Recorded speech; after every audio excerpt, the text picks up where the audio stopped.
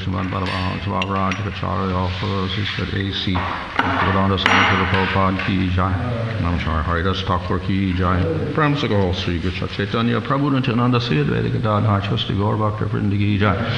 Sri Sri Radha Krishna Govardhana Sham Kunda Radha Kunda Giri Govardhan ki jai. Sri Vrindavan Dham ki jai. Navadvip Dham ki jai.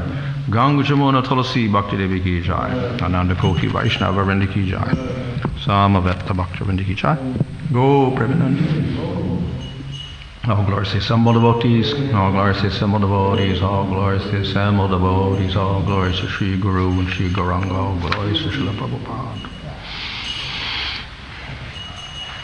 Om Namo Bhagavate Vasudevaya. Om Namo Bhagavate Vasudevaya. Om Namo Bhagavate Vasudevaya.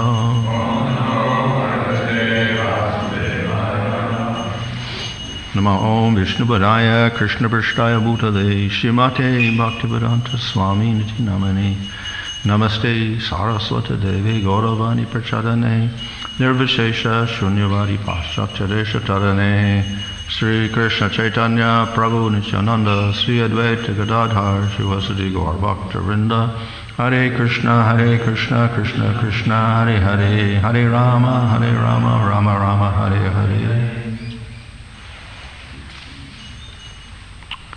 Okay, reading from Srimad Bhagavatam Canto 1, Chapter 18, verse 36, is it? Iti ukva arosha tam raksho Avyayasyan Rishibalakaha Kaushikyapa Upasprishya Vagrajam Vesasarjaha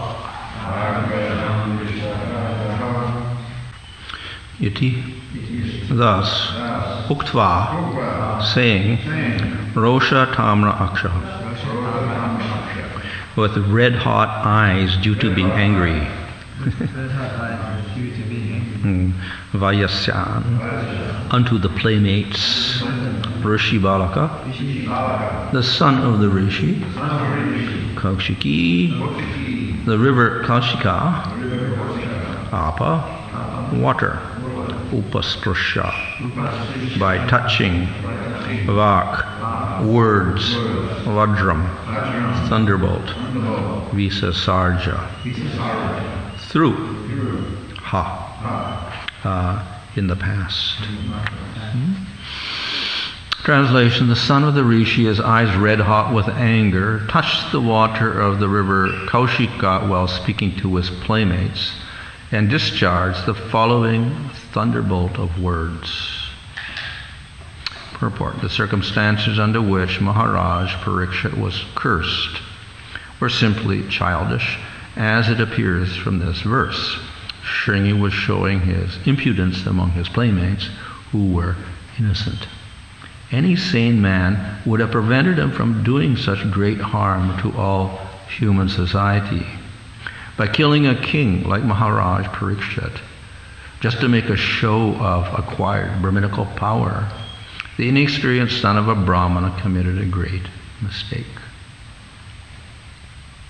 Translation: the son of the Rishi, his eyes red hot with anger, touched the water of the river Kaushiki while speaking to his playmates and discharging the following thunderbolt of words.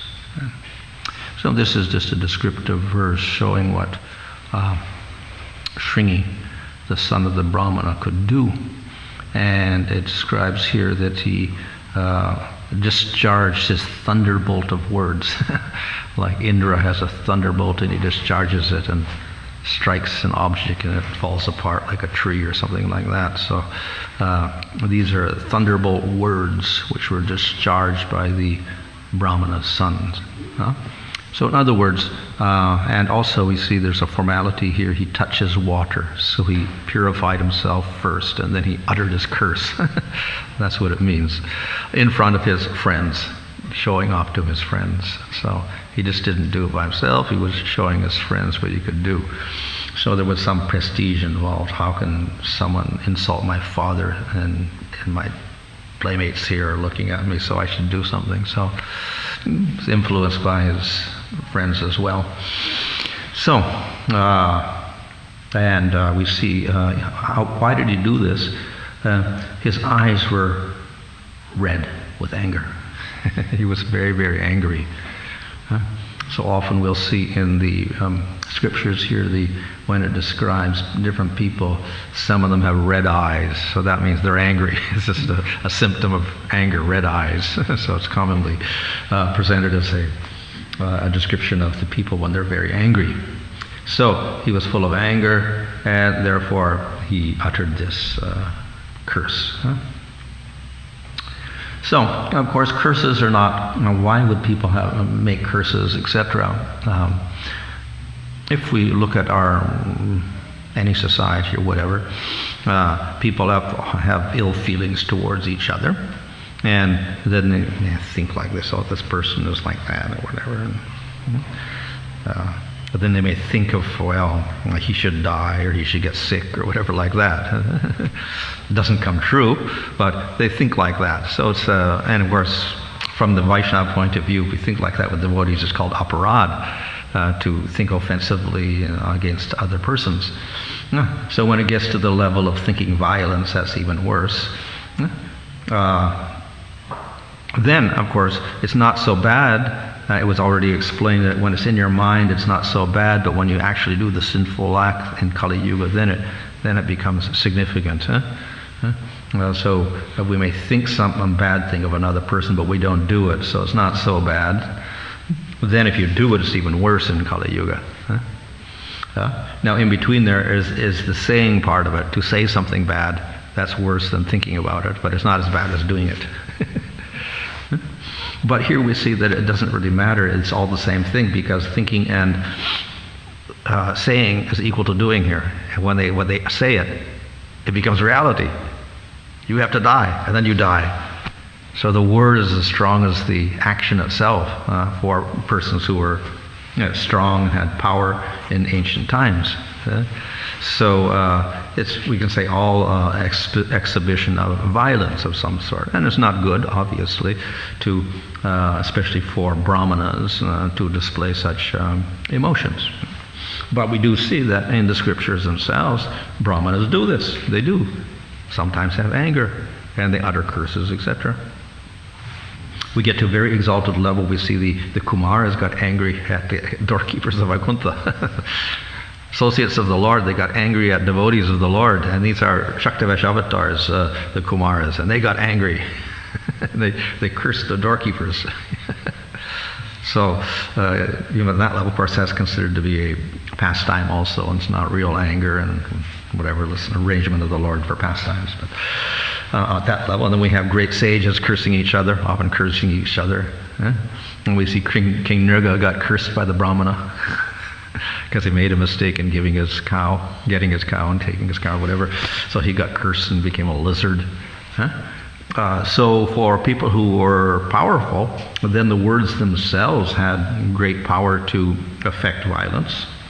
We see in the case of the brahmanas who were advisors to the King Vena, after consulting together over a long period of time, finally they said, well, we have to do something. So they cursed him. Instead of going out with a knife and stabbing him to death, they cursed him, and he died.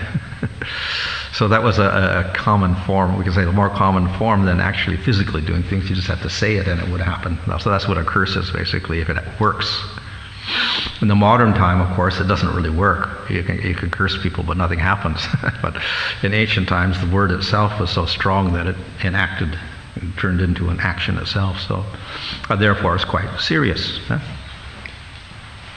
And if it's not used discreetly, then it becomes problematic.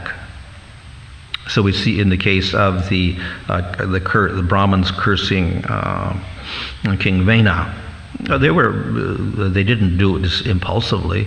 It was after many, many years they saw the terrible activities of the king and how the kingdom was completely disintegrating.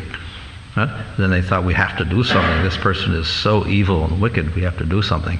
So instead of assassinating him, they uttered a curse, and then it worked. He died that way. But that was after much consultation, so we can say it was not done out of anger, that type of violence. It was done out of good of the common people, of the whole society. So it's not a curse out of anger.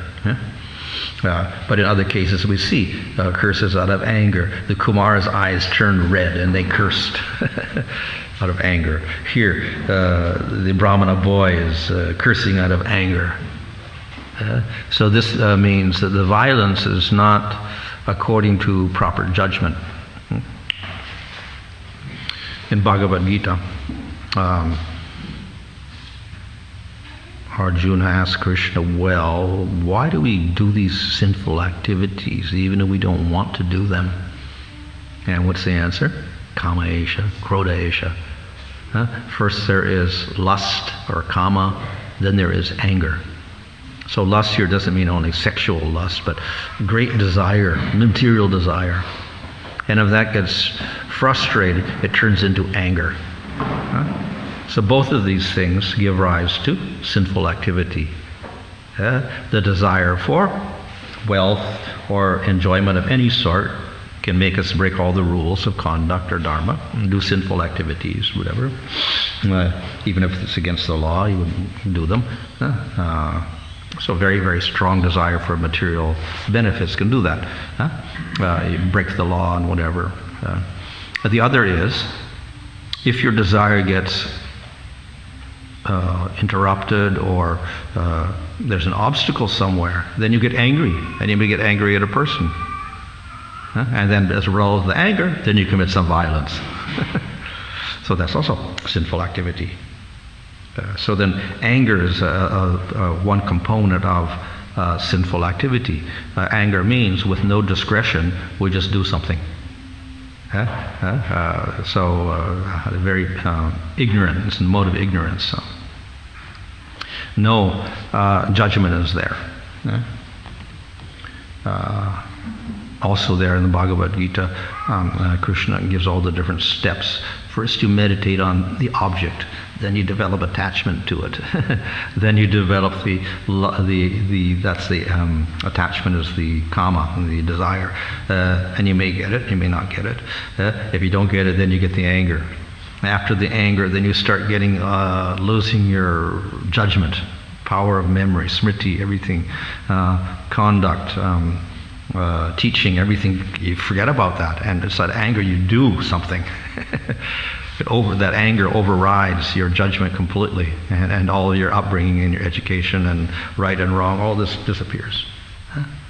And then by that loss of memory, etc., then you become very confused and you do the activities, sinful activities, and this way you degrade yourself.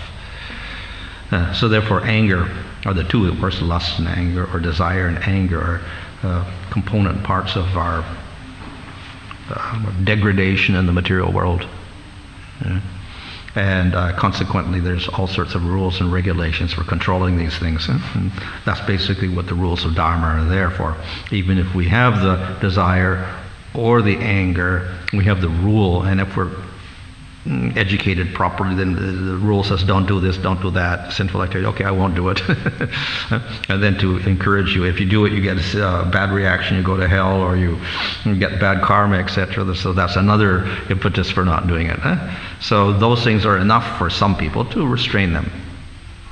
But then people who have less control over their desires and their anger, then they will forget about all the rules and regulations, if they even know about them, and they will indulge in all the sinful, violent activities. So, therefore, these two are considered to be part of the desire, and anger are considered to be part of the downfall of the jiva. Even in Patanjali's system, he discusses the what is this? This thing is coming down like that. not good. The components of suffering. So the original one is ignorance, which is common even among Mayavadis and everybody. Ignorance is the source of all evil. Ignorance. For us, it means ignorance of Supreme Lord. We don't recognize Supreme Lord, which means we only recognize ourselves ultimately. So, therefore, ignorance is the cause, and then that gives rise to things like bodily identity, which we call false ego, ahankara or asmita. I am so and so, and I have a right to enjoy. And then the next stage is raga and dvesha, which is the same thing. Raga means the desire, dvesha means the hatred. I get a desire for something. If somebody interrupts, hatred. And then out of that, we do activities.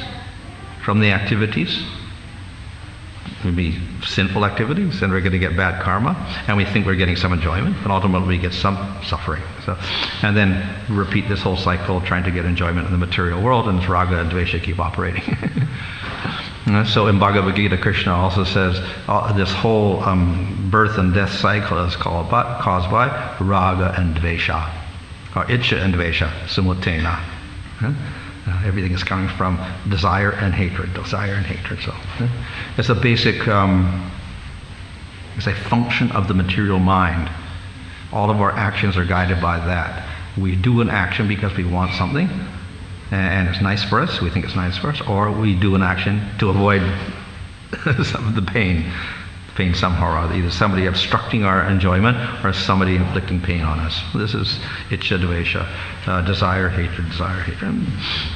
Actions all day long go on under this impulse. And because if it's not controlled by rules of scripture, then it becomes sinful, and then we suffer more in the material world. So the varnashram system at least tries to regulate this desire and hatred by giving a system of what you should do and what you shouldn't do. And if you know those rules, it gives you a good guideline. So some people will accept that. Other people won't. So they won't accept that system. We don't like the varnashram system. We want to be independent of that. They have their own little society. Okay? But for one who accepts the Vedic literature, then this whole system is considered to be the proper system of cultivating the human being. That we do avoid what we call the sinful activities, because they're going to lead us into more ignorance. And we cultivate the opposite activities, which will raise us up in our consciousness. So this is what all the rules of Dharma are for. The whole varnashram system is to do that, to gradually raise the consciousness. And so therefore, if one goes higher and higher, one finds the rules easier to follow according to guna. If one comes to a sattva guna, the rules are natural. One has very little material attachment, so therefore one's inclination for sinful activities are nothing, very little. So this is the Brahmana. He's not expected to have displays of great material attachment and anger. You will expect that in the lower classes, especially the Sudra and the Vaishya. They're less controlled. The Sudra is dominantly tamagun, ignorance. And that's where anger originates. So we get more angry Sudras. And we should have very little anger in the Brahmana. And it may appear because they're not completely pure, but it's less likely to appear there. So the Brahmana is expected to be not angry, very peaceful, sense-controlled, etc. That's his nature, normal nature. So he can apply the rules nicely and for himself, and he can also help apply it to the rest of society. So he can give advice to the king on how to institute all these rules nicely with a very equipoised mind. So that's the value of the Brahmana. Now, if the system gets corrupted, then we'll find that people get the position, but they don't have the qualities. So they may be a Brahmin by birth, but they don't have that sattvic quality fixed in them, and they got more of tamas or even rajas or whatever mixed in there. And that means they will display more anger, more attachment to material things, like the lower varnas. If they're, something is wrong with their raising or whatever like that. And of course, this is what happens in Kali Yuga. The varnas get all mixed up and contaminated. So this is indicated here where it says that the small boy was affected by anger.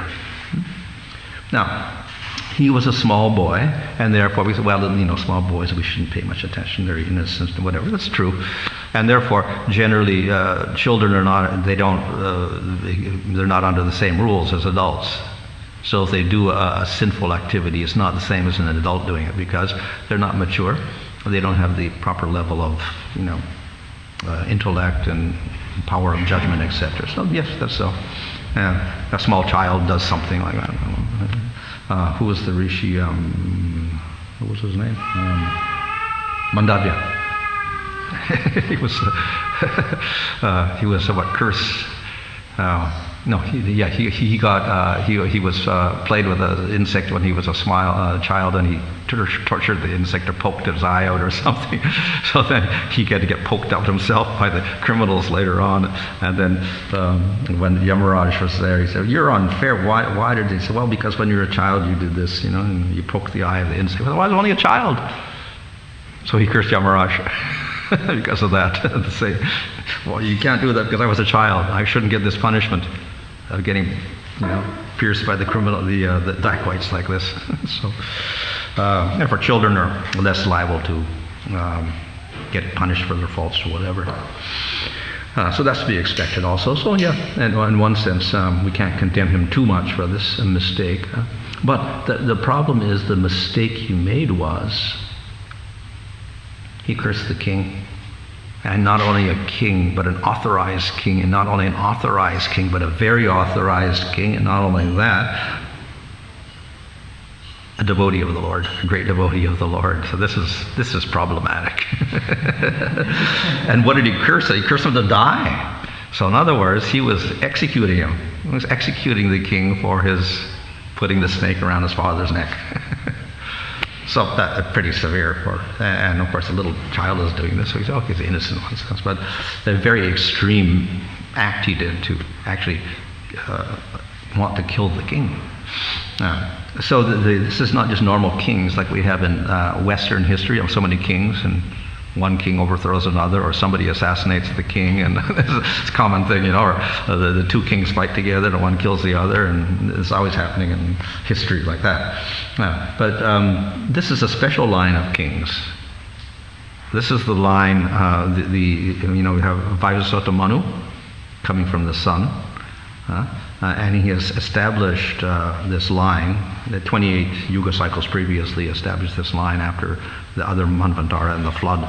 Then he became the Manu, and he established a line, a dynasty of kings to rule over the earth. So the Manus and their descendants are considered to be vibhutis of the Lord, which means they're especially empowered by the Lord. So Bhagavatam lists the different vibhutis. The Devatas are vibhutis. The great sages are vibhutis. Manu is a vibhuti, and his descendants are vibhutis. So these are people who are given special powers. They're not Shaktavesh avatars because Shaktavesh avatars have eternal bodies like Narada Muni and Kumaras, so they're separate category. They're jivas, but these are jivas that got some limited powers in a material body. The Devatas have a material body and they'll die, but they have special powers given by the Lord. So similarly, the Manus are given special powers by the Lord, and their descendants are special powers. So, therefore, they are authorized by the Lord to institute Dharma and Bhakti in the world. So they've got a special position. So it'd be very careful to curse somebody on that level. Now, Vena was also on the line from Swayambhuva Manu. We traced Swayambhuva Manu's line, and eventually Vena came out of there. But he was completely unqualified. So therefore, finally the Brahmins could not tolerate the situation, so they cursed him. But then they were so responsible that they produced a new king from him, who was Shaktavesh avatar of the Lord, Prithu. He was actually Shaktavesh avatar of the Lord, came out of that. So there was a good result from that one. So this means that we have to really give respect to that line of kings that was established by the Supreme Lord, that is Manus and their descendants, and they're given power by the Lord, so we have to give some special respect for them.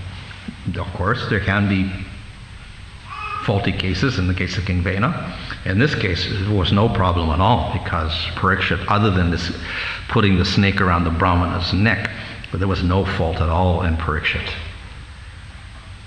And everybody honored them and respected Parikshit Maharaj. All the citizens respected him. In King Vena's case, nobody respected him. Even his ministers probably didn't like him. He was such a crazy, violent person. Nobody could tolerate his existence. But here, everybody in the kingdom was in favor of Parikshit. Everybody admired him. Everybody respected him. Everybody had affection for him, etc. So he's a very great king. Plus, of course, he was authorized in that particular line. They had this whole battle of Kurukshetra in which millions of people died in order to put the Pandavas on the throne, Yudhishthira on the throne, and he's the last descendant of that. So like the remainder of all of that violence was this one person here as Kali Yuga started. Then he gets cursed to die by the Brahmana's son, so it was like a big disaster if this happens. And so in that sense, it's not very good that the Shringi would do this. He would take such a step as a child to eliminate the whole dynasty of the that was going on. So in that sense, very unfortunate that it happened. So from the more, you can say, the symbolic point of view or whatever, we can see how as Kali Yuga progresses, it is the beginning of Kali Yuga, then the anger rises up even into the Brahminical community, and to such an extent that the little boy would curse the great king who was trying to preserve the whole society, etc. And we know that with the destruction of that king, and then society would fall apart. Of course, he had his descendants for, I think, two generations or so continued. But after, very quickly, the whole line disappeared and be corrupted, and then Kali Yuga got stronger. But again, we see this is under the will of the Lord. Also, the whole progress of Kali Yuga is, when say, predetermined by the Lord. That Kali Yuga is inevitable. At the end of the cycle of yugas, Kali Yuga is there, and Kali Yuga starts and gets worse and worse and worse as it goes on. So that's also, let's say, ordained by the Lord through time, etc. But still, the devotees of the Lord do their best to counter the influence of Kali in any way they can. So the end result here is that Parikshit got cursed, but the curse itself, we could say, is a blessing in one sense, because Parikshit was unconcerned about dying or living or whatever. It didn't matter. It was will of the Lord also for him. But he got the opportunity to hear the Bhagavatam, and through that we get the opportunity to hear the Bhagavatam. So in that sense, even the curse was some kind of arrangement of the Lord, we can say, ultimately, that so that Bhagavatam could get spoken. So the whole incident is like that. Yeah. So Maharaj Parikshit got the result of the curse, and Shringi didn't get any effect from it. It's not mentioned what happened to him, but nobody mentions them again. So we just hear about what happened to Parikshit. But the misfortune turned into good fortune because Bhagavatam got spoken. So that's the end result for for him. It was good, and for the devotees and the whole world, it is a good fortune that we get the Bhagavatam out of this. So, of course, the lesson we learn from this is that, one, anger is very dangerous. And out of anger, we lose our discretion. And even if one isn't sattva gun, one can get affected. And the result of that is that we can do activities which may be violent. this Brahmana boy, in one sense, probably didn't even think about the violence of it. He just says, "Oh, I'm cursing somebody." But it was a violent curse because it ended in death. It's a little more sophisticated than shooting somebody or poisoning them or whatever they do in the modern world to kill somebody. But nevertheless, the system back then was often the curse. So to use it indiscriminately is just like to use fire weapons indiscriminately, or that. So it has to be limited somehow or other. But at this point, it wasn't. So therefore, anger is a great danger. Uttering words for us has not the same power. We don't have the power as Shringi had the power at that time. But still, words are powerful. So we have to be careful what we say, especially in anger. It can be very dangerous. Now that's on the material level. On the spiritual level, then we have devotees. So again, we have aparad. And we have the words we utter. First the thoughts, not so serious, but some effect. Then the words, more effective, and then the action, even worse. So again, it may be out of anger, it may be out of some envy or whatever like this. But ultimately, anger, envy, all of these negative qualities arise because of anartha, the improper application of bhakti. And the end result is that we suffer in our devotional progress from that. Our bhakti can be decreased or even destroyed, as in the case of the mad elephant offense. Okay, any questions?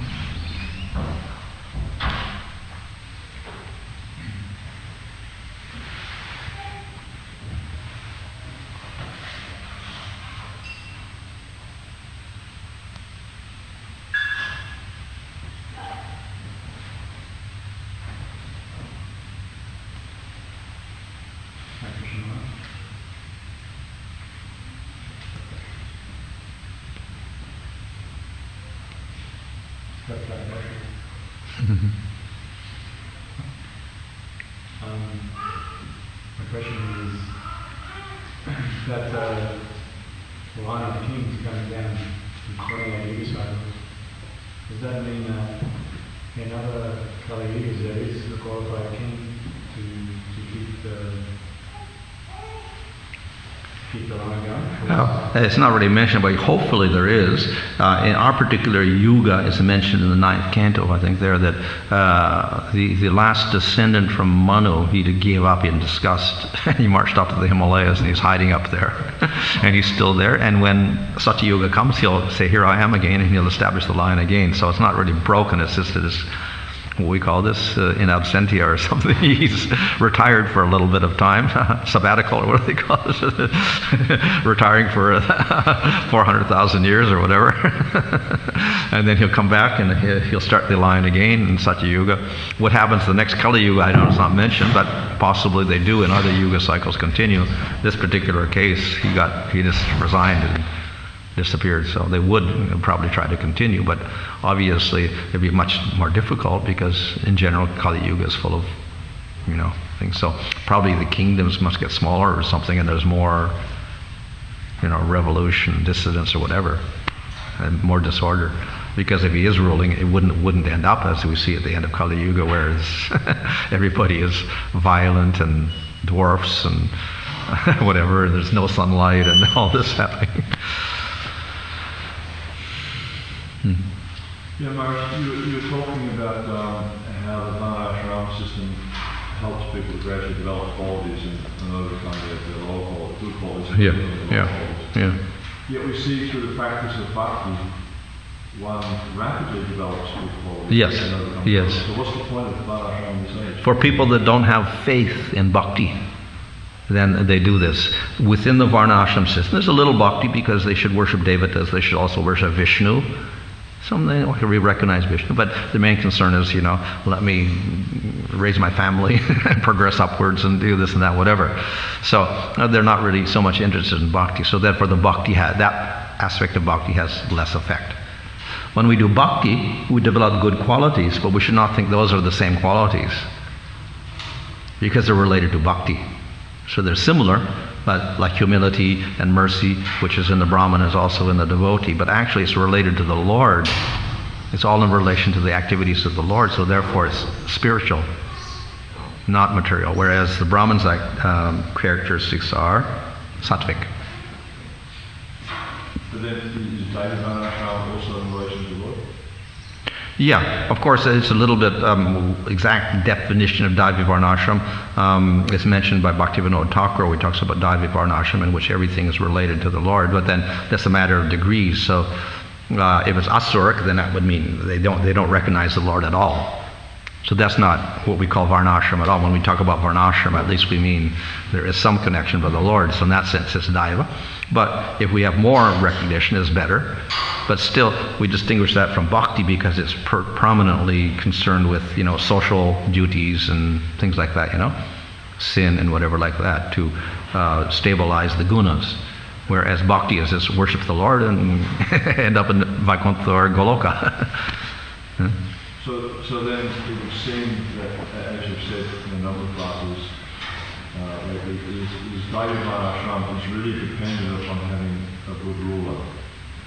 Yeah. So in Kali Yuga we don't have good rulers, so why bother with Varnashram? Yeah. Well, the answer to that is even if we don't have good rulers, at least we can take some aspects of the system, which are, let's say, practical for people living in the material world. So we have rules of conduct, general guidelines of what is sinful, not sinful. We have rules for grihastha life and how the man and the woman and the children, they should interact, what the duties of the children are to the parents, these things. So forth, and what to eat, what not to eat, cleanliness, contamination, all these are part of our ashram system. Taking care of the body, all that social rules. So because devotees do live in society, they need something to follow. You can't just every day make up your own rules for what you're going to do. So better we have some rules, better take the varnashram rules, because at least that's scientifically laid out for the Supreme Lord, and in relation to family matters and how to support yourself, what to eat, how to keep clean, etc. Follow those rules. As long as we've got a material body and we're living in society. And so, into that sense, we follow Daivi Varnashram.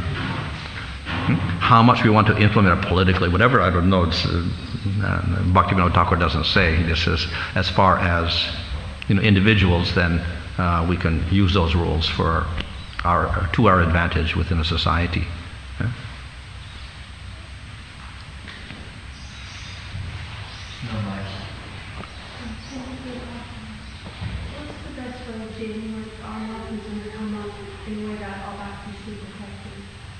What's the best way of dealing with anarthas? Well, in the beginning, when we start bhakti, we will have a lot of anarthas, because it's, the bhakti is very little, so the rest is anartha basically. Our attraction is there for the Lord, but it's not really strong, so therefore the rest of our attraction is for the material world, and this gives rise to anartha. But bhakti does not insist you have to be pure to do bhakti. You can start at any level, so wherever you start like that. And if you do it, the natural result of bhakti is the anarthas disappear and good qualities appear. That's the first natural result of the process of bhakti.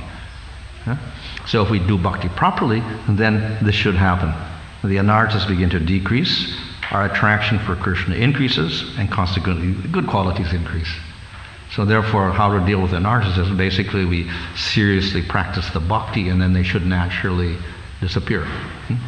So why is that? That's because, as I mentioned, the basic seed of all the anarthas and all the karmas and everything goes back to, and desires and hatred and all that goes back to the ignorance. That means we reject the Lord. So with the beginning of bhakti, we accept the Supreme Lord, which means we have a favorable attitude or affection for the Lord. So that affection for the Lord automatically starts to counteract this other idea that I want to enjoy and do my activities for myself. So it cancels out the false ego and everything else. This idea that I am the eternal servant of the Lord, I should do unconditional service to the Lord out of affection. That should cancel out the negative aspect of I'm the enjoyer, and consequently all of the anarthas that come from that. So that's the natural way of doing it. But it may take some time. So we got what is called the stage of anartha nivritti, destruction of these anarthas or bad qualities and bad activities. After we start bhakti, we go through that stage. We get a little less, a little less, a little less, a little less. Then we come to nishta stage, where we can tolerate. The anarthas do not create a big disturbance for us anymore. So that's called nishta. So that means the attraction for the Lord and our, let's say, our connection with the Lord is enough, that positive connection is enough that the anarthas become less disturbing to us at that point. So that's a good stage to come to. That's called nishta. So that is attained by the progress of bhakti if we do it properly.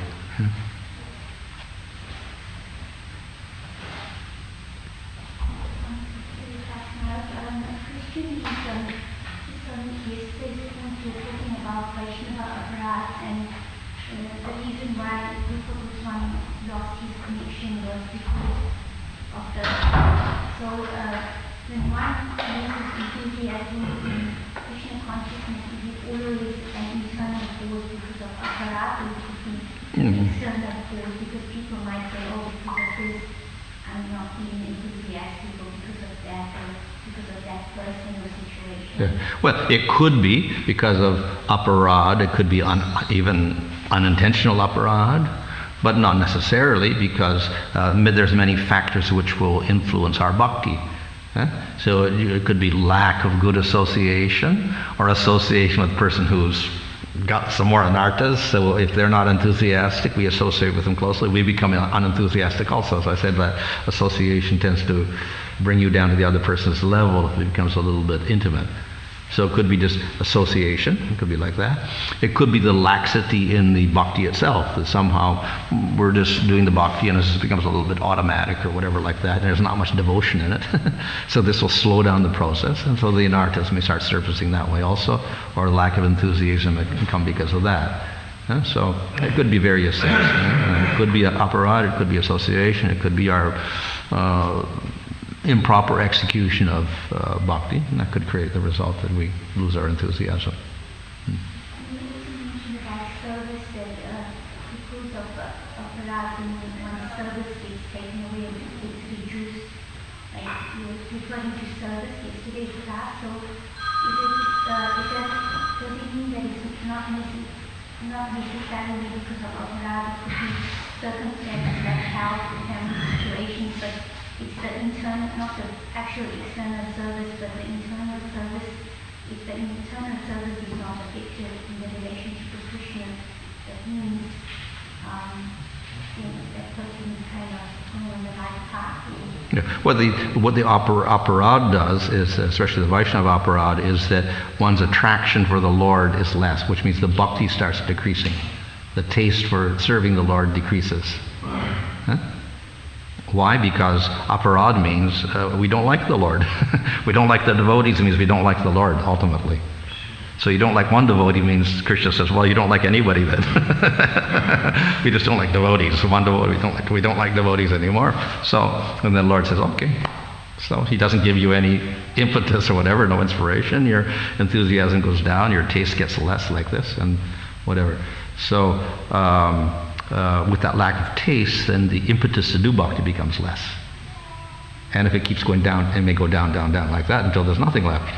So that could be the result, because if we lose the taste, then we don't want to do it anymore, and if we don't do it, then it becomes even worse.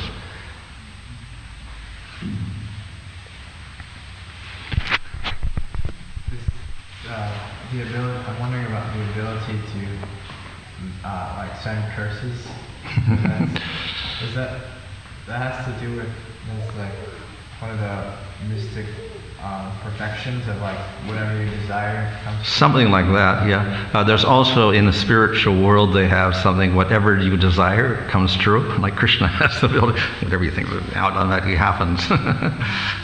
So we can say that devotees also in the spiritual world have that power, so they can do anything. They can change their form. They can do anything they want to manifest anything also. So in one sense, whatever they say or whatever they desire comes true. Of course, under the guidance of Krishna and in service to Krishna.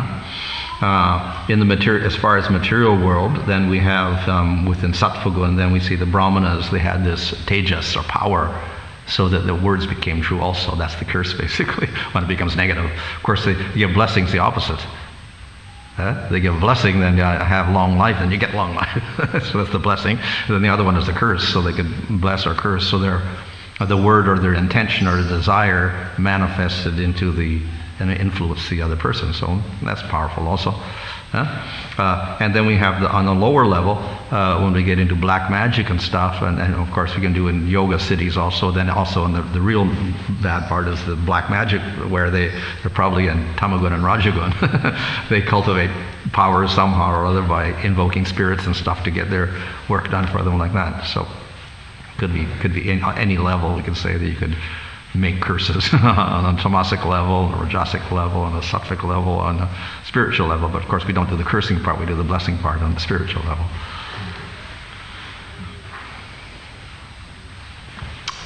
Okay, Hare Krishna.